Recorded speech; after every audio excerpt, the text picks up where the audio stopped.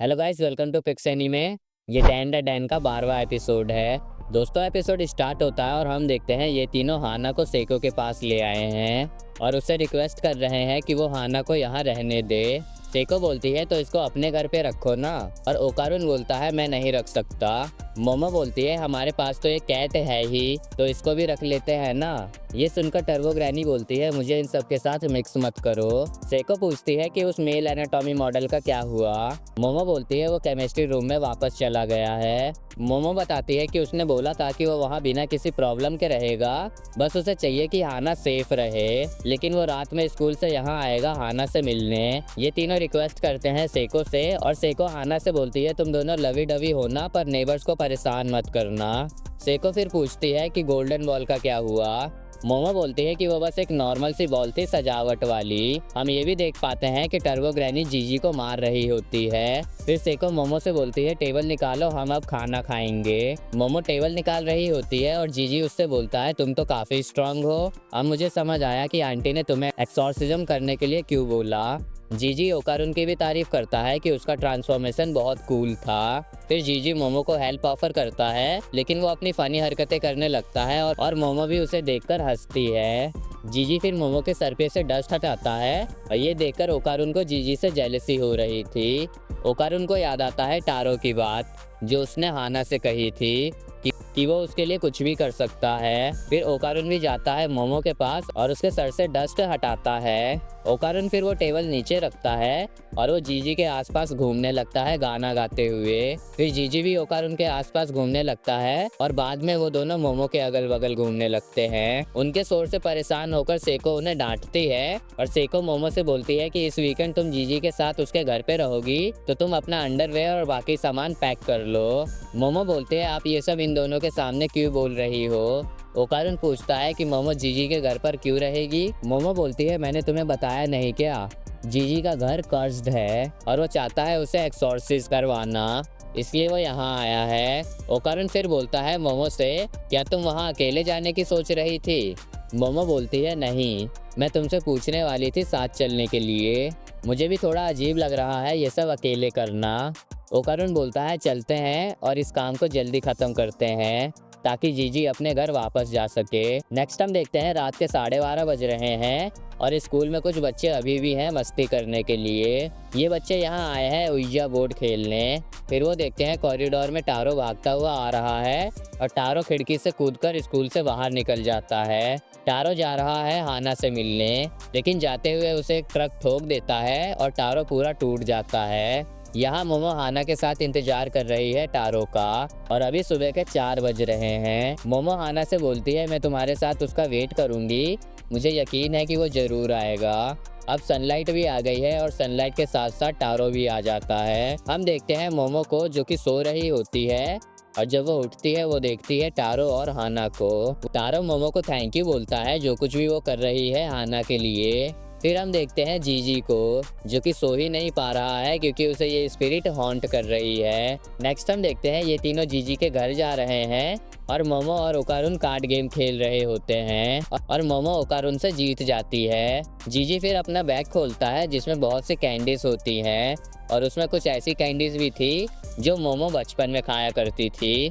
जीजी और मोमो को ऐसे साथ में देखकर ओकारुन सोचता है कि उसे कुछ करना होगा वरना वो मोमो को खो देगा। ओकारुन फिर अपने खोए हुए बॉल के बारे में सोचने लगता है और जब मोमो उससे पूछती है कि तुम किस सोच में डूबे हुए हो तो ओकारुन बोल देता है मेरा बॉल।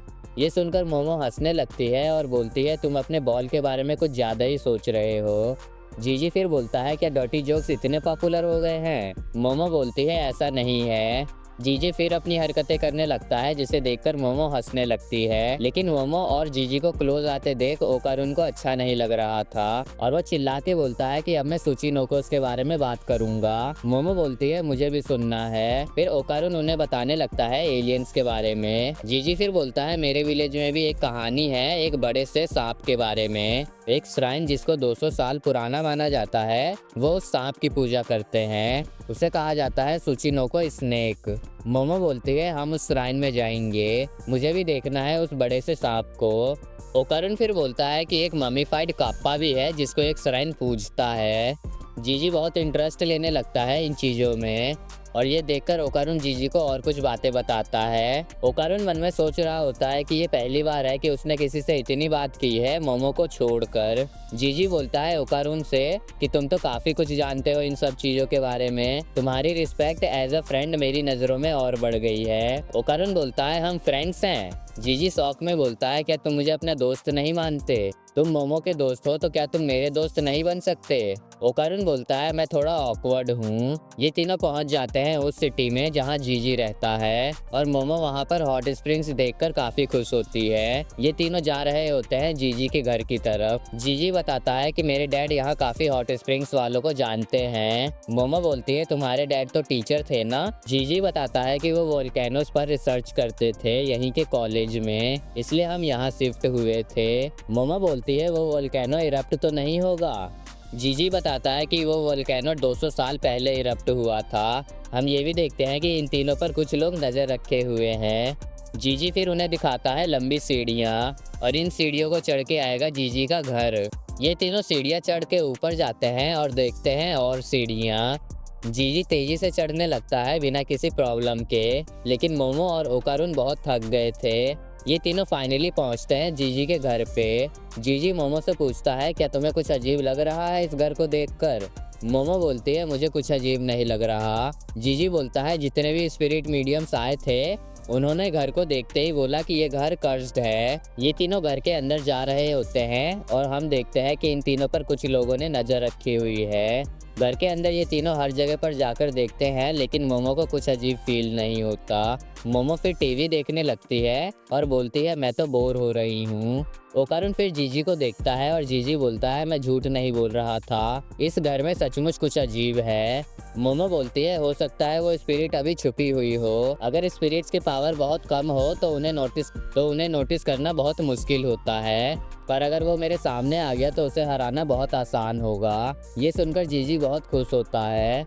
मोमो फिर बोलती है मेरे लिए जूस लेकर आओ और मोमो ओकारुन से बोलती है तुम भी रेस्ट कर लो और वो बताती है कि वो जा रही है हॉट स्प्रिंग और वो अकेले ही चली जाती है।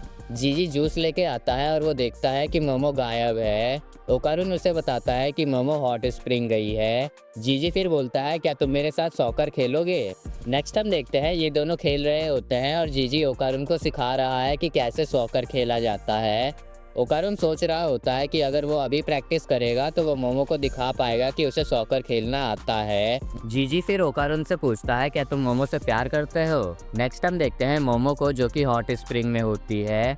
ओकारुन जीजी को जवाब देता है कि मोमो मेरी पहली दोस्त है और मैं उसकी बहुत रिस्पेक्ट करता हूँ। जीजी बोलता है मुझे मोमो का फेस और उसकी पर्सनैलिटी पसंद है। ओकारुन बोलता है मुझे भी। जीजी बोलता है तुमने तो कहा था कि तुम उसकी रिस्पेक्ट करते हो।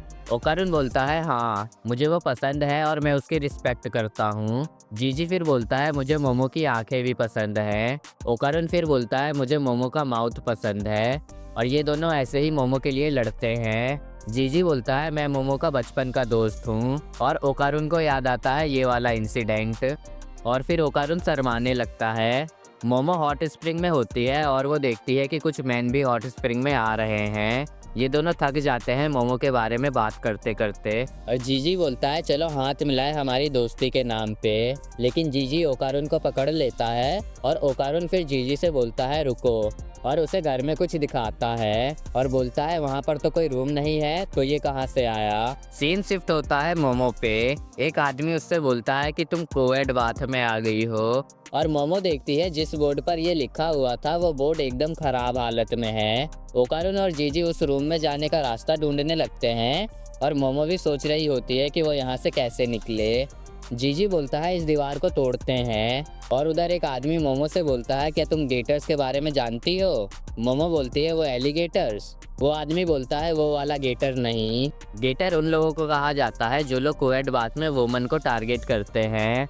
और मोमो देखती है कि उसकी तरह कुछ लोग आ रहे हैं। जीजी हथौड़ी से उस दीवार में छेद करता है और यहाँ मोमो पर एक आदमी अटैक कर देता है। जीजी और ओकारुन उस रूम में देखते हैं और वो दोनों शॉक होते हैं। और दोस्तों इसी के साथ ये वाला एपिसोड यहीं पे ख़त्म होता है और इसका सीजन 1 भी। और दोस्तों मेरे पास आपके लिए एक गुड न्यूज़ है, डैंडा डैन सीजन 2 जुलाई 2025 से चालू होगा।